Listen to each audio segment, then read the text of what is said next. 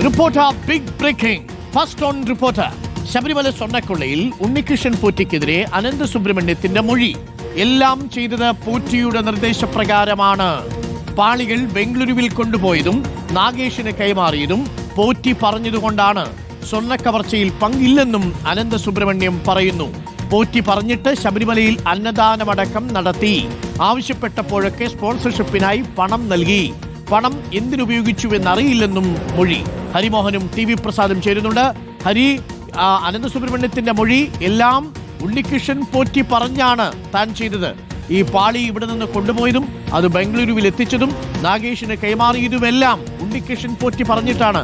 ഇപ്പോൾ SITയുടെ നിഗമനം എന്താണ്? അനന്ത സുബ്രഹ്മണ്യത്തിന് ഈ സ്വർണ്ണക്കൊള്ളയിൽ നേരിട്ട് പങ്കില്ലെന്നാണോ, എല്ലാം ഉണ്ണികൃഷ്ണൻ പറഞ്ഞതനുസരിച്ച് ചെയ്യുകയായിരുന്നു എന്നാണോ ഇപ്പോൾ SIT വിശ്വസിക്കുന്നത്? ഹരി,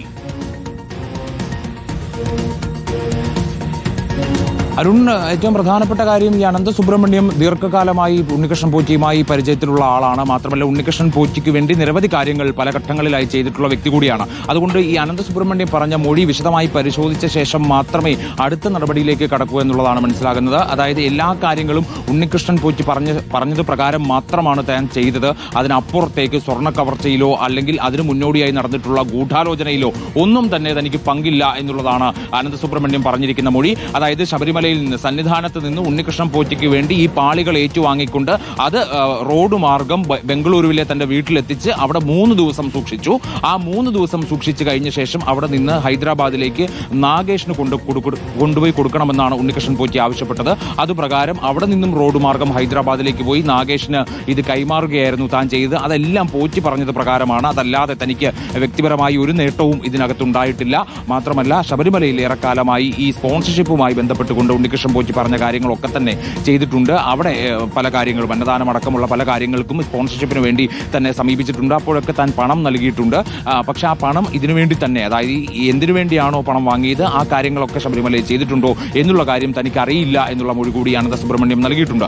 ഇനിയിപ്പോൾ ഈ മൊഴികൾ വിശദമായി പരിശോധിക്കും. ആ പരിശോധിച്ച് അതിനകത്ത് കഴമ്പുണ്ടോ അല്ലെങ്കിൽ അതിലെന്തെങ്കിലും പൊരുത്തക്കേടുകളുണ്ടോ എന്നുള്ള കാര്യത്തിൽ ഒരു വിശദമായ അന്വേഷണം നടത്തിയ ശേഷം മാത്രമാകും ഇനിയിപ്പോൾ അടുത്ത ഘട്ടം എന്നോണം അനന്ത സുബ്രഹ്മണ്യത്തെ വിളിച്ചു വരുത്തുക. പക്ഷേ ആദ്യ ചോദ്യം ചെയ്യലിൽ നിൽക്കില്ല എന്നുള്ള ഒരു ഉറപ്പ് ഇപ്പോൾ ലഭിക്കുന്നുണ്ട്. അതായത് അനന്ത സുബ്രഹ്മണ്യത്തെ വീണ്ടും ചോദ്യം ചെയ്യേണ്ടതിന്റെ ആവശ്യകത കൂടിയുണ്ട്. കാരണം ആ പാളികൾ കൈകാര്യം ചെയ്ത് സന്നിധാനത്ത് നിന്ന് കൊണ്ടുപോകുന്ന പാളികൾ കൈകാര്യം ചെയ്യുന്നത് അനന്ത സുബ്രഹ്മണ്യമാണ് എന്നുള്ളത് കൊണ്ട് തന്നെ ഈ മൊഴി എത്ര കണ്ട് വിശ്വസനീയമാണ് എന്നുള്ള കാര്യത്തിലാണ് ഇനിയിപ്പോൾ ഒരു അന്വേഷണം നടക്കുക. മാത്രമല്ല അനന്ത സുബ്രഹ്മണ്യത്തോടൊപ്പം തന്നെ രമേശ് റാവുവിന്റെ മറ്റു കാര്യങ്ങൾ കൂടി പരിശോധിക്കേണ്ടതുണ്ട്. രമേശ് റാവുവും അനന്ത സുബ്രഹ്മണ്യവും നിലവിൽ ഒളിവിൽ പോകാത്തത് കൊണ്ടാണ് പോലീസ് അല്ലെങ്കിൽ അന്വേഷണ സംഘം ഇത്തരത്തിൽ അവരെ ചോദ്യം ചെയ്ത് കസ്റ്റഡിയിലെടുത്ത് അറസ്റ്റ് രേഖപ്പെടുത്തേണ്ട കാര്യങ്ങളിലേക്ക് പോകേണ്ടതില്ല.